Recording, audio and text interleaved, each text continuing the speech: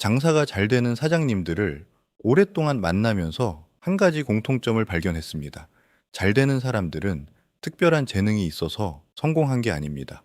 오히려 어떤 생각을 버렸기 때문에 성공했습니다. 반대로 장사가 안 되는 분들은 기술이 부족해서가 아니라 특정한 생각에 갇혀 있는 경우가 많습니다. 오늘은 그 생각이 무엇인지 말씀드리겠습니다. 아마 이 영상을 끝까지 보시면은 지금 내 가게가 왜 제자리인지 그리고 무엇부터 바꿔야 하는지 보이실 겁니다. 장사가 잘 풀리려면은 가장 먼저 버려야 하는 생각이 있습니다.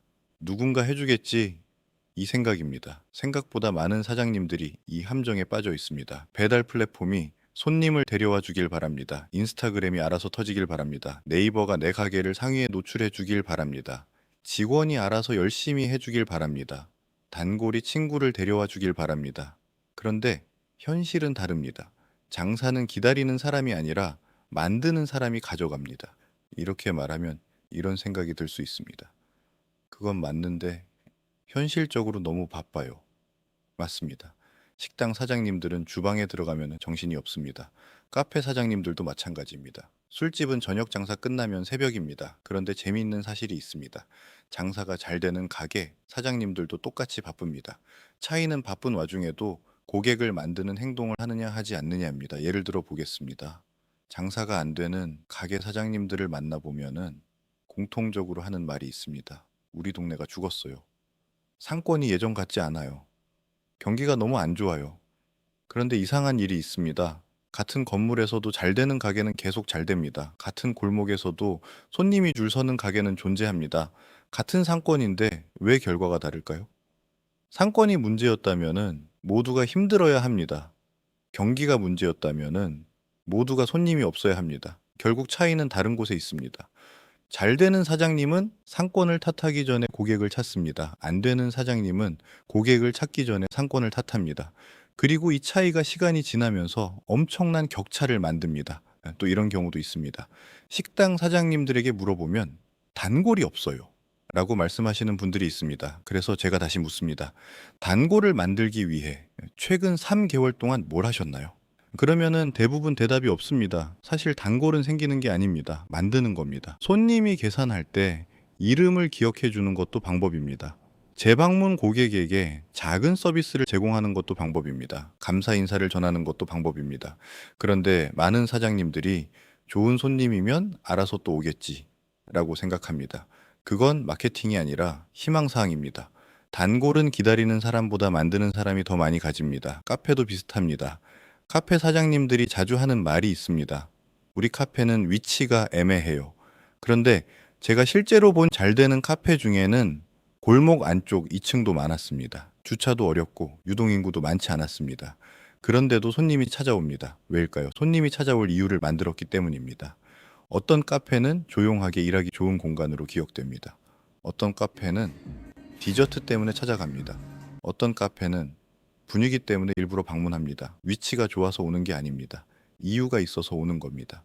결국 잘 되는 가게들은 하나같이 공통점이 있습니다. 환경을 기다리지 않습니다. 손님이 찾아올 이유를 만듭니다. 그런데 여기서 또 하나의 장애물이 등장합니다. 주변 사람들입니다. 사장님이 갑자기 블로그를 시작합니다.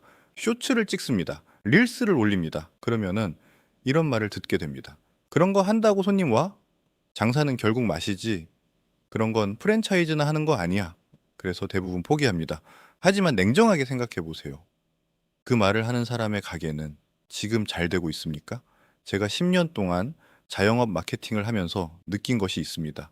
장사가 안 되는 사람들의 조언을 너무 많이 듣는다는 것입니다. 손님은 변했는데 방법은 안 바뀝니다. 고객은 검색하고 비교하고 리뷰를 보는 시대가 됐는데 여전히 예전 방식만 믿습니다.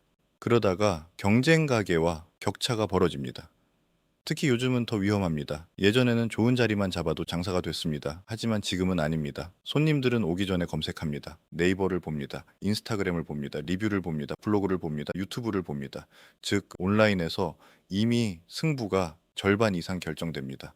그런데 아직도 많은 사장님들이 이렇게 생각합니다. 손님만 많아지면 나도 마케팅 할 건데 순서가 반대입니다. 마케팅을 해야 손님이 많아집니다.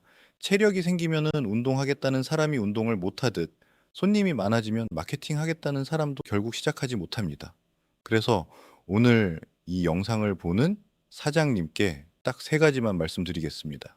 첫 번째, 오늘 바로 고객 질문 10개를 적어보세요. 손님이 실제로 궁금해하는 질문입니다. 예약은 어떻게 하는지, 주차는 가능한지, 혼자 가도 되는지, 단체 모임이 가능한지, 아이와 함께 방문해도 되는지, 이 질문 하나하나가 콘텐츠 소재입니다. 두 번째, 내 가게의 강점이 아니라 손님의 이유를 적어보세요. 손님은 메뉴를 사는 게 아닙니다. 문제를 해결하려고 오는 겁니다.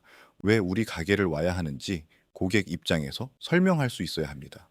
세 번째, 오늘부터 매일 콘텐츠 하나를 올려보세요. 완벽할 필요 없습니다. 30초면 충분합니다. 꾸준함이 쌓이면은 결국 검색 결과가 되고 검색 결과가 쌓이면은 고객이 됩니다. 결국 장사가 안 되는 이유는 능력이 부족해서가 아닐 수 있습니다. 어쩌면은 아직도 누군가가 해결해 주길 기다리고 있기 때문일 수 있습니다.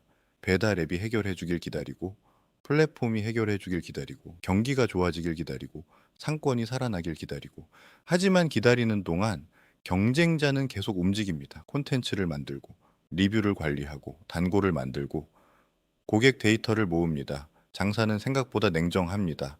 가만히 있는 사람에게 손님을 주지 않습니다. 움직이는 사람에게 기회를 줍니다. 만약 지금 매출 때문에 고민이 있다면 혼자 고민하지 마십시오. 문제가 있다면 해결할 방법도 반드시 있습니다.